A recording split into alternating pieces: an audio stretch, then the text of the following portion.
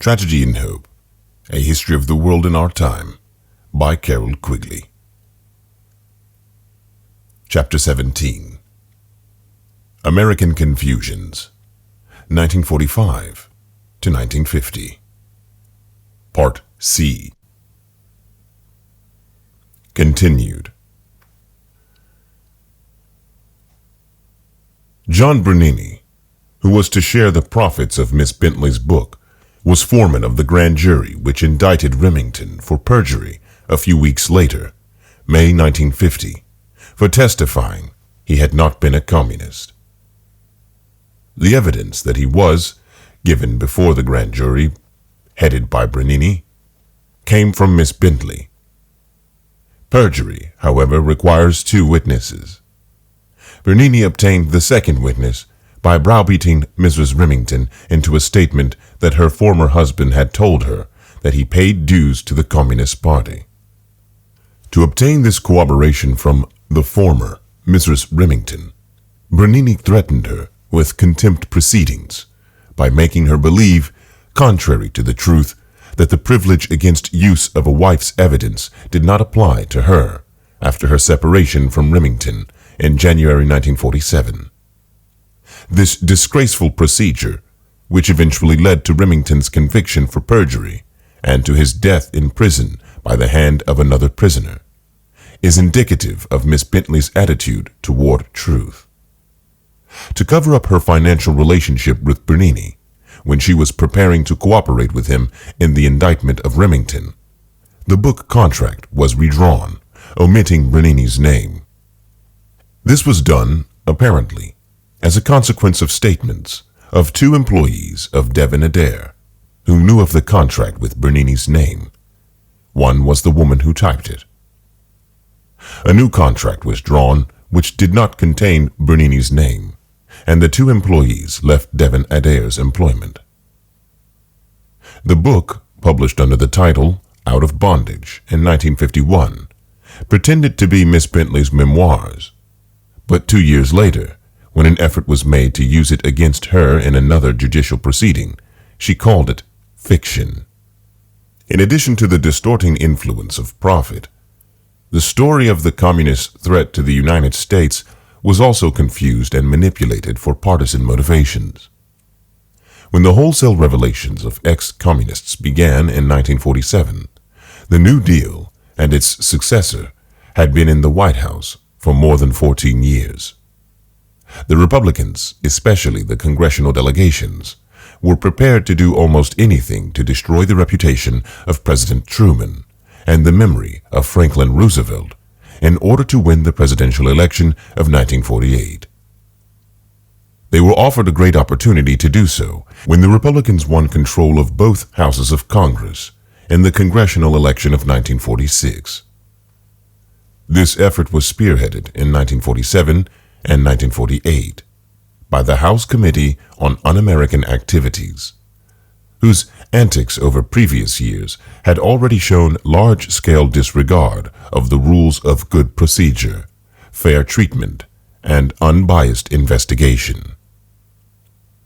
The House on Un-American Activities in 1947 to 1948 had 9 members, of which the chief were John Parnell Thomas of New Jersey, the chairman, Carl E. Mundt of South Dakota, and Richard M. Nixon of California on the Republican side, and 4 Southern Democrats led by John S. Wood of Georgia and John E. Rankin of Mississippi on the Democratic side.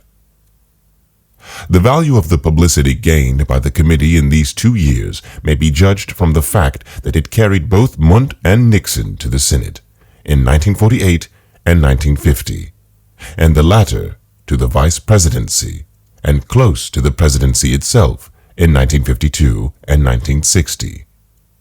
There can be no doubt that the Republican members of the committee realized the value of the publicity to be gained by membership on it, and that their actions were consistently aimed more at partisan advantage for themselves and the discrediting of previous Democratic incumbents in the White House than they were directed to ascertaining the nature and functioning of the communist conspiracy in the United States.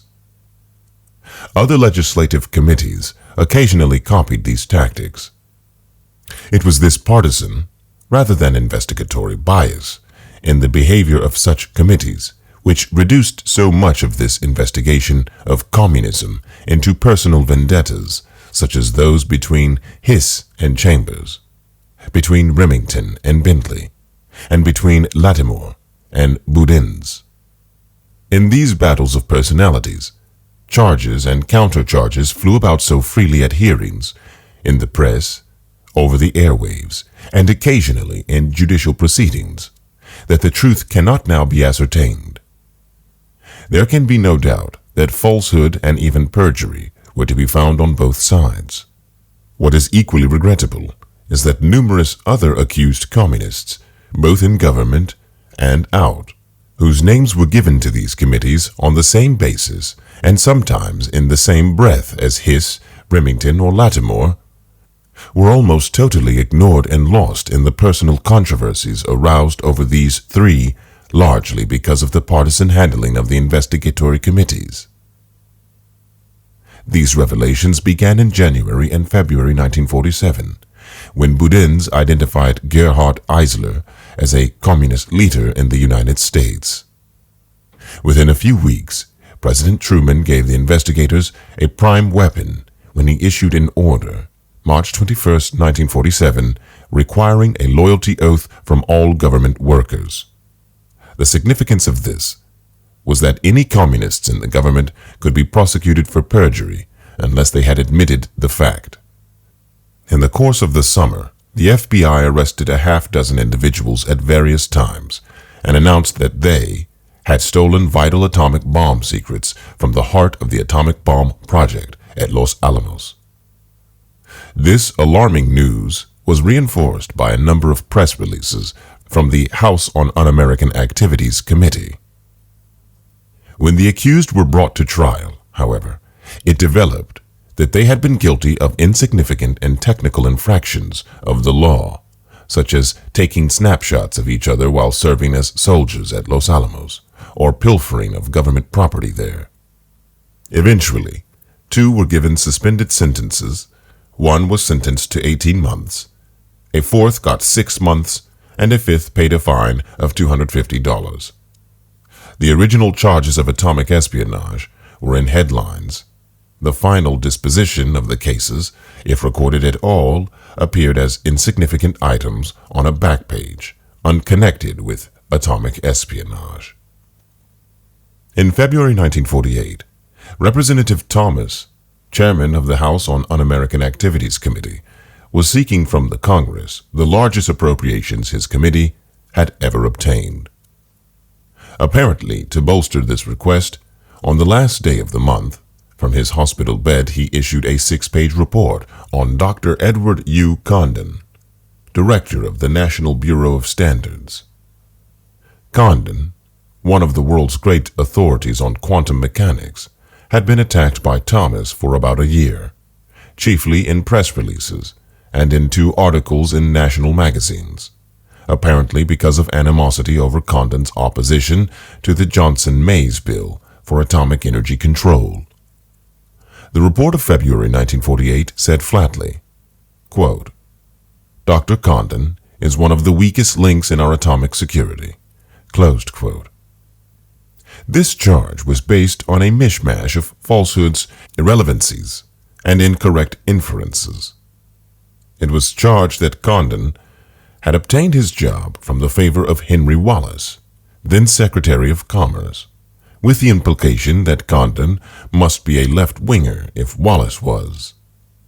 In fact, Wallace did not even know Condon, and appointed him only for the administrative reason that the Bureau of Standards was a part of the Commerce Department. Or again, the House on Un-American Activities Committee, HUAC, report quoted from a letter of J. Edgar Hoover to W. Averill Harriman, when the latter was Secretary of Commerce in May 1947. This letter had been stolen from the FBI loyalty report on Condon, and was merely a history of unevaluated reports of Condon's actions as reported to the FBI. As published in the HUAC report, it was edited to cut out, without any indication, sentences favorable to Condon. It was charged that Condon's passport was taken up by the State Department when he planned to go to Russia in 1946. The fact was that this plan was a government-sponsored project to fly about 24 American scientists to Russia in an Army plane, and Condon's participation was cancelled by the Army because it regarded him as too valuable a nuclear physicist to be risked behind the Iron Curtain, where he might be kidnapped. The HUAC report said that Condon recruited members to join an organization listed as subversive by the Attorney General, the American Soviet Science Society.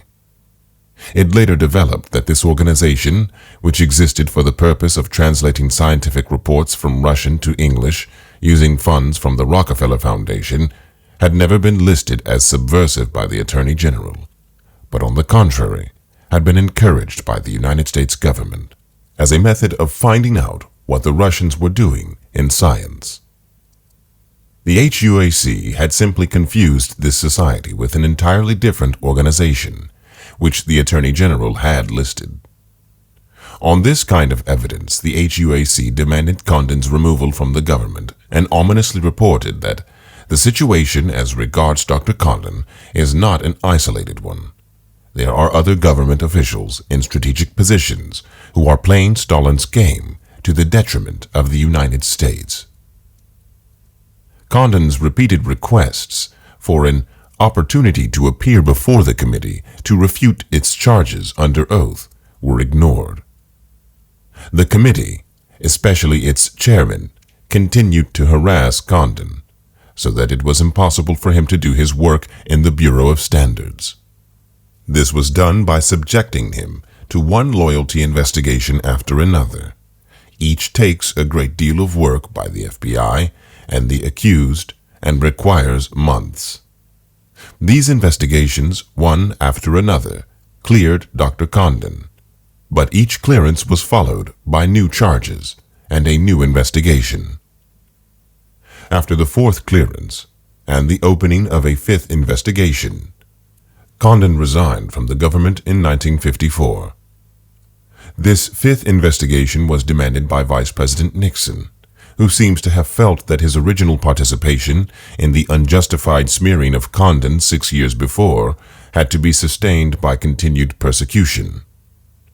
By that time, Chairman Thomas, who was the director of this persecution in 1947 to 1949, had been sent to prison as a common criminal for making the employees in his congressional office, paid from government funds, secretly give back substantial parts of their salaries to him. Thomas should have restricted his efforts for additional money to smearing innocent scientists in paid articles in national magazines. The Condon case was still in its early, full publicity in July and August 1948, when the Thomas Committee hit the headlines for weeks, day after day, with the testimony of Louis Boudins, Elizabeth Bentley, Whittaker Chambers, and other experts on communists. They listed several dozen names of communists in government in the 1930s, organized in formal groups or cells, and generally paying dues and sending information through couriers like Miss Bentley. Most of those named ignored the charges or simply made a denial to the press. But a few, such as Hiss, who sought to refute the charges, were met by new ones. Eventually, as we have seen, Remington and Hiss were both jailed for perjury, the former for denying he had been a communist, and the latter for denying he gave government documents to Chambers. Both cases required 2 trials before convictions were obtained. Others of these named were called before the committee and refused to give evidence under the Fifth Amendment to the Constitution, which protects against self-incrimination. Little was done about these, but it is clear that many of them were in fact communists, and that Bentley and Chambers knew them as such, by hearsay at least. Bentley's original evidence in 1948 gave a score of names of communists she had known in the government. More than 2 years passed before it became clear that she did not know them at all, had never met them, and could not identify them by sight, but had merely gathered their names from her contacts with the few communists who reported directly to her and whom she knew well. Similarly, she indicated in her original evidence that she broke with the communists and went to the FBI for patriotic reasons in August 1945.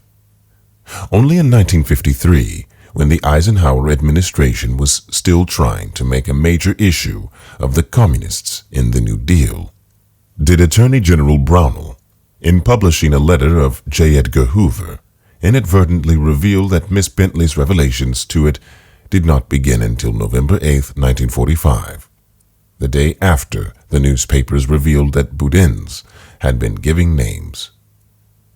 Miss Bentley's earlier visit to the FBI in New Haven in August 1945 had nothing to do with her desire to give information or with communists, but was simply her desire to find out if a man who had dated her was an employee of the FBI. The most sensational evidence from the House on Un-American Activities Committee was released in the late summer of 1948, just in time to influence the presidential election in November. Apparently, it did not have the influence expected, since Truman was elected. The controversy from its revelations continued for years, and the charges both from the House on Un-American Activities and from other sources increased in violence. Few of the revelations after 1948 were ever sustained in court. For example, 2 separate atomic espionage cases involving Clarence F. Hiskey at Argonne Laboratory in Chicago and Joseph W. Weinberg at Berkeley Radiation Laboratory were played up by the House on Un-American Activities Committee in 1949. Eventually, Hiskey refused to answer questions before the House on Un-American Activities Committee, was prosecuted for contempt, and was acquitted in 1951. Weinberg, accused by the House on Un-American Activities Committee of giving atomic secrets to a well-known communist, Stephen Nelson, eventually was prosecuted for perjury at the committee's insistence and was acquitted in 1953. Both scientists found their careers injured by the committee's charges. There were many similar cases. The revelation of communist influence in the United States was undoubtedly valuable, but the cost and damage to the reputations of innocent persons and in the total confusion of the American people was a very high and largely unnecessary cost. Eventually, some agencies of the government, such as the Bureau of Standards, the Army, and above all, the State Department, were severely injured by loss of morale, disruption of work, and refusal of valuable personnel to work for the government under such conditions.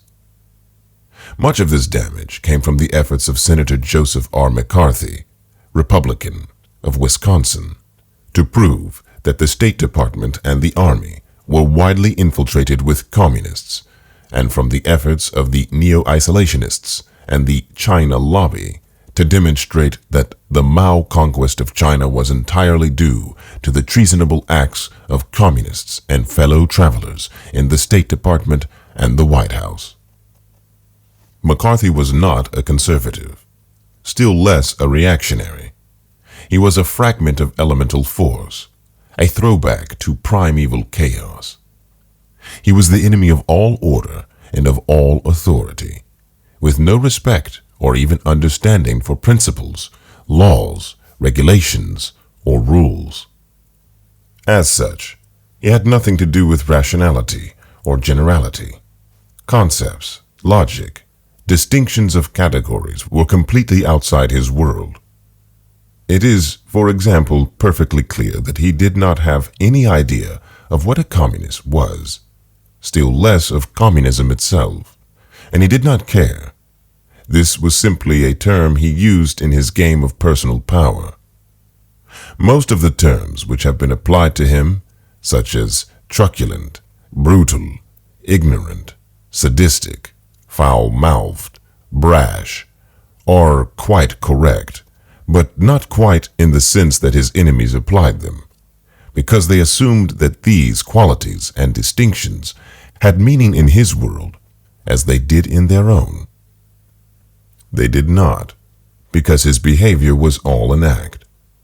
The things he did to gain the experience he wanted, that is, the feeling of power, of creating fear, of destroying the rules, and of winning attention and admiration for doing so. His act was that of Peck's bad boy, but on a colossal scale, as the total rejection of everything he had come from in the first 20 years of life. He sought fame and acclaim by showing an admiring world of schoolmates what a tough guy he was, defying all the rules, even the rules of decency and ordinary civilized behavior. But like the bad boy of the schoolyard, he had no conception of time or anything established, and once he had found his act, it was necessary to demonstrate it every day. His thirst for power, the power of mass acclaim and of publicity, reached the public scene at the same moment as television, and he was the first to realize what could be done by using the new instrument for reaching millions. His thirst for power was insatiable because, like hunger, it was a daily need. It had nothing to do with the power of authority or regulated discipline, but the personal power of a sadist. All his destructive instincts were against anything established: the wealthy, the educated, the well-mannered, the rules of the Senate, the American party system, the rules of fair play. As such, he had no conception of truth, or the distinction between it and falsehood, just as he had no conception of yesterday, today, tomorrow, as distinct entities. He simply said whatever would satisfy, momentarily, his yearning to be the center of the stage, surrounded by admiring, fearful, shocked, amazed people. He did not even care if their reaction was admiration, fear, shock, or amazement, and he did not care if they, as persons, had the same reaction or a different one the next day, or even a moment later. He was exactly like an actor in a drama, one in which he made the script as he went along, full of falsehoods and inconsistencies, and he was genuinely surprised and hurt if a person whom he had abused and insulted for hours at a hearing did not walk out with him to a bar or even to dinner the moment the hearing session was over. He knew it was an act. He expected you to know it was an act. There really was no hypocrisy about it, no cynicism, no falsehood, as far as he was concerned, because he was convinced that this was the way the world was. Everyone, he was convinced, had a racket. This just happened to be his, and he expected people to realize this and to understand it. Of course, to the observant outsider, who did not share his total amorality, it was all false, invented as he went along, and constantly changed. Everything substantiated by documents pulled from his bulging briefcase and waved about too rapidly to be read.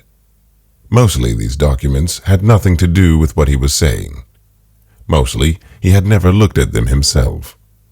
They were merely props for the performance, and to him, it was as silly for his audience to expect such documents to be relevant as it would be for the audience in a theater to expect the food that is being eaten, the whiskey that is being drunk, or the documents which are read in that play to be relevant to what the actor is saying.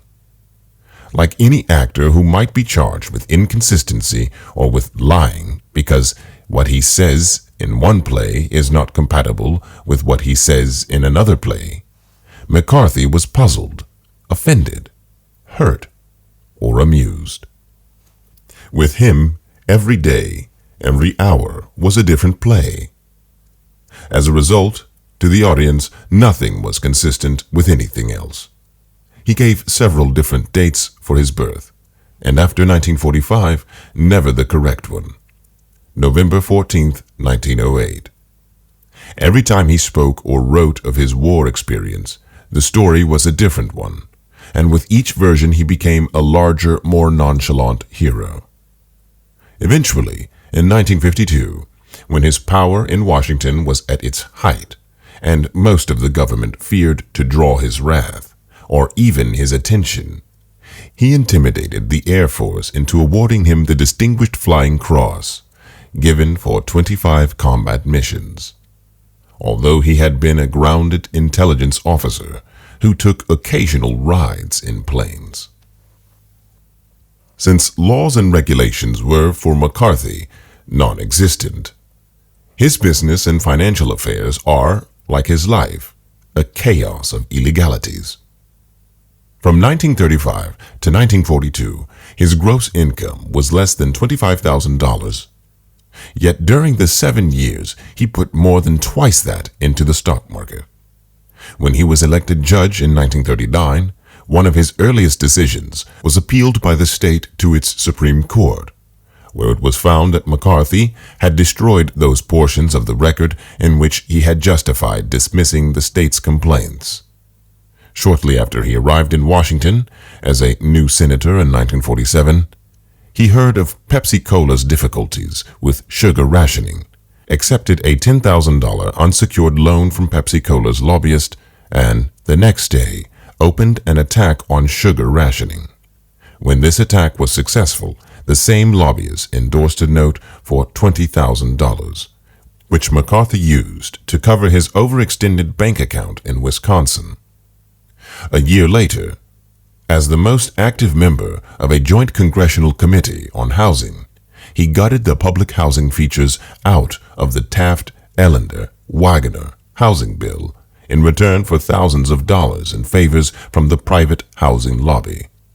One of these favors was $10,000 from Lustron Corporation in return for putting his name as author on one of its publicity releases. And so it went, most of his ill-gotten gains being dissipated on horse racing bets, gambling, or parties for his friends. When the Senate Subcommittee on Privileges and Elections, late in 1951, began to study one of his bank accounts, it found unexplained deposits of almost $173,000 and others of almost $97,000, funneled through the administrative assistant in his office. Until early 1950, communism meant little to McCarthy. He had been elected to the Senate over the incumbent, La Follette, in 1946, as a result of communist-controlled votes in the labor unions of Milwaukee. As senator, he collaborated in a joint Nazi and communist plot to injure the United States and its army by reversing the convictions of German SS troops for atrocities committed on American prisoners of war captured in the Battle of the Bulge. But by January 1950, McCarthy was looking for an issue to be used for his re-election in 1952. At dinner with the three men, two of them associates of mine, in the Colony restaurant in Washington, January 7, 1950, he asked what issue he should use. After several suggestions, he seized upon communism. "That's it," he said. "The government is full of communists. We can hammer away at them." To obtain an audience for this hammering, he requested bookings for Lincoln's birthday speeches from the Senate Republican Campaign Committee and was given assignments at Wheeling, West Virginia, Salt Lake City, and Reno.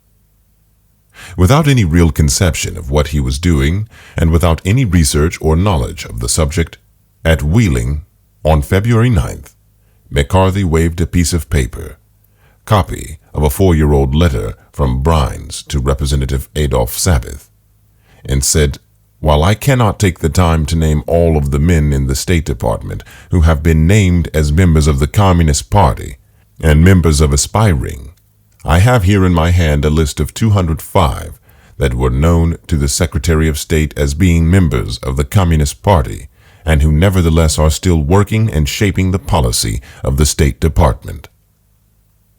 The letter, in fact, named no names, had nothing to do with spying or even with communists, but simply reported that 3,000 employees of abolished war agencies who were being shifted to the State Department budget had been screened and 284 had been listed as undesirable, of which 79 had been already separated from service, 26 of these because they were aliens. Every time McCarthy repeated the charge, the numbers and the categories changed. For example, the following night, he told his Salt Lake City audience, "Last night, I stated that I had the names of 57 card-carrying members of the Communist Party. Out of the controversy raised by these charges emerged McCarthy, the accuser, known to every American and praised or reviled by millions." He loved it. On February 20th, in an incoherent speech of more than 6 hours in the Senate, he announced that he had penetrated Truman's iron curtain of secrecy and that he was going to give 81 cases, identified by numbers without names. What ensued in the next 6 hours was bedlam, as case after case was presented, filled with contradictions and irrelevancies. There were 81 numbers, but only 66 cases. 4 cases were left out, some were repeated with different numbers, many had never been employed by the State Department or even by the government, and one, primarily a morals case, had been discharged from it because he was anti-communist, while another case, 72, was a high type of man, a democratic American, who opposed communism. It was, according to the Senate Republican leader, Senator Taft, quote, a perfectly reckless performance. Nevertheless, Taft and his colleagues determined to accept and support these charges, since they would injure the administration. Accordingly, Taft told McCarthy, "If one case doesn't work, try another." The public, informed only of the charges, without the cynical details, gathered from the newspaper headlines that the State Department was full of communist spies. Even today, few people realize that McCarthy, in 5 years of accusations, never turned up a communist in the State Department, although undoubtedly there must have been some there. McCarthy repeated this performance before a Senate subcommittee chaired by Senator Millard Tydings of Maryland a few weeks later. From March 7th through early July, this subcommittee of the Senate Foreign Relations Committee took 1,500 printed pages of testimony plus more than 1,000 pages of documentation. McCarthy's testimony, it soon developed, was based entirely on evidence turned up by House of Representative committees of the previous Congress. He gave names to the 66 cases. He called it 81 cases. He had mentioned in the Senate speech and 35 new names. In few cases was there any evidence. When asked for evidence, he airily told Senator Tydings that that was his job. The evidence was in the State Department, and it was up to the committee to get it. After the files in question were obtained by the committee and found to contain no evidence to support McCarthy's charges, McCarthy called them phony files and insisted that they had been raped and rifled of the FBI reports which had been in them. J. Edgar Hoover was called in, had the files examined, and reported that the State Department files were intact. McCarthy ignored this rebuff. New charges followed. Eventually, he announced that he would base his whole reputation on one case. For more than a week, he he tantalized the world and the committee by withholding the name. The top Russian espionage agent in the United States. Alger Hiss's boss in the espionage ring in the State Department. The chief architect of our Far Eastern policy. At last the name was released. Professor Owen Lattimore of the Johns Hopkins University, the English-speaking world's greatest authority on Mongolia. The only trouble was that Lattimore was not a communist, not a spy, and not employed by the State Department. The Tydings Subcommittee report, issued in July, condemned McCarthy for a fraud and a hoax on the Senate. Starting with nothing, Senator McCarthy plunged headlong forward, desperately seeking to develop some information. McCarthy should have been finished. He was not. And for a very simple reason. In politics, truth is not so important as power. And McCarthy soon showed that he had the power of an inflamed and misled public opinion. In the election of November 1950, several members of the Senate who had been most outspoken against McCarthy, including some of the most influential leaders of that august body, were defeated by McCarthyism, if not by McCarthy. Tydings was beaten in Maryland in 1950, and Scott Lucas, the Democratic leader in the Senate, who had harassed McCarthy during his performance on February 20th, went down with him. William Benton, senator from Connecticut, who introduced a resolution to expel McCarthy from the Senate in 1951, and whose charges were fully supported by the Senate's investigation of McCarthy's private finances, was defeated in 1952. With him went down to defeat Lucas's successor as Democratic leader, Senator McFarland of Arizona. From 1950 to 1954, most of his fellow senators and many in the executive branch were terrorized by McCarthy's power with the electorate and opposed him on nothing they could possibly concede. During this period, he violated more laws and regulations than any previous senator in history.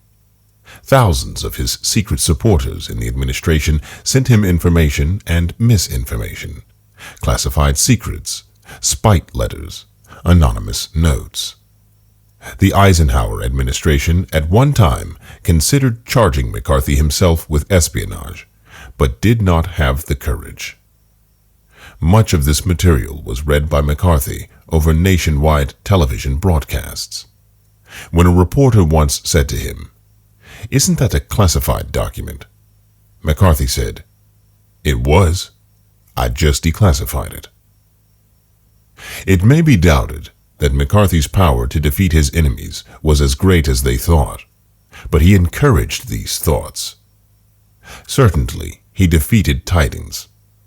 Senator Tydings, from an old and wealthy Maryland family, with a brilliant combat record in World War I, was too conservative for Franklin Roosevelt, who tried to purge him in the primary campaign of 1938, but had been soundly rebuffed. McCarthy did it differently. Using the large sums of money which came to him from real anti-communists throughout the country, McCarthy hired a group of shady characters, led by an ex-FBI agent, fired for immorality during enforcement of the man-white slave law, and sent them, well-equipped with funds, into Maryland to fight Tydings as a pro-communist. The state election laws were violated on a wholesale basis, including excess expenditures, forgery, use of out-of-state paid campaigners, and numerous other violations. The coup de grace was administered to Tydings by wide circulation of a faked photograph of Tydings and communist leader Earl Browder cozily together, a concoction of McCarthy's staff. After Tydings was defeated, several of his victorious opponent's staff, including his campaign manager, were tried and sentenced to jail or to pay fines for electoral law violations. But that did not change the result of the election, and few other senators wanted to risk the same ordeal by opposing McCarthy in the Senate. The Republicans were as scared as the Democrats, and with good reason, for party lines, like all other distinctions, meant nothing to McCarthy, and he continued his charges in 1953 to 1954, with his own party in control of both houses of Congress, and Eisenhower in the White House. The chief change was that he stopped talking of 20 years of treason in the White House and talked of 21 years of treason. The new president, in an effort to divert these attacks, continued to yield to him, as he had yielded to him during the campaign.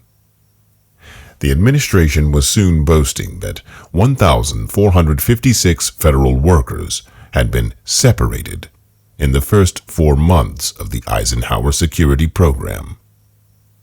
At the end of the first year, the president raised this total to 2,200. It took some weeks for the Democrats to discover that these figures did not apply to subversives or even to security risks, but to anyone who left the government service.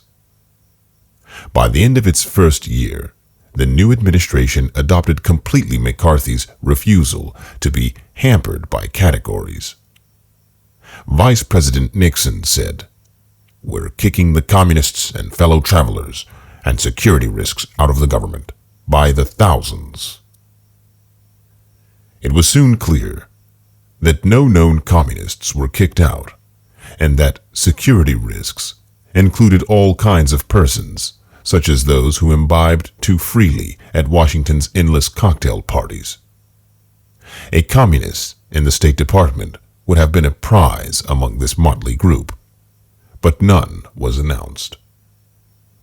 For a while, the new administration tried to undo McCarthy, chiefly by demonstrating in committee hearings that China had been lost to the communists because of the careful planning and intrigue of communists in the State Department. The chief effort in this direction was done by a well-organized and well-financed China lobby, radiating from the activities of Alfred Kohlberg, a wealthy exporter who had had business interests in China.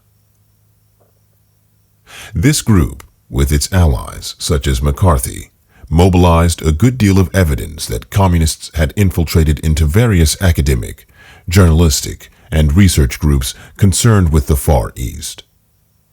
But they failed to prove their contention that a conspiracy of these communists and fellow travelers, acting through the State Department, had given China to Mao. Mao won out in China because of the incompetence and corruption of the Chiang Kai-shek regime, and he won out in spite of any aid the United States gave, or could give, to Chiang, because the latter's regime was incapable of holding out against Mao without drastic reforms, whatever the scale of American aid, without American military intervention to make war on Mao, which very few desired. The China lobby's version was based on two contentions. One, that there were communists in significant positions close to the agencies which helped to form American academic and public opinion on the Far East. And two, that there were frequent agreements between non-communists and non-formulators of American policy and opinion on China. This whole subject is too complex for adequate discussion here, but the situation must be outlined. There is considerable truth in the China lobby's contention that the American experts on China were organized into a single interlocking group, which had a general consensus of a leftish character. It is also true that this group, from its control of funds, academic recommendations, and research or publication opportunities, could favor persons who accepted the established consensus and could injure, financially or in professional advancement, persons who did not accept it.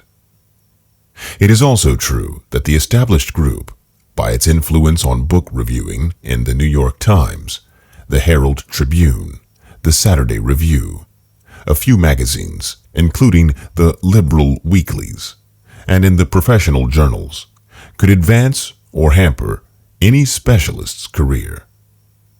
It is also true that these things were done in the United States in regard to the Far East by the Institute of Pacific Relations.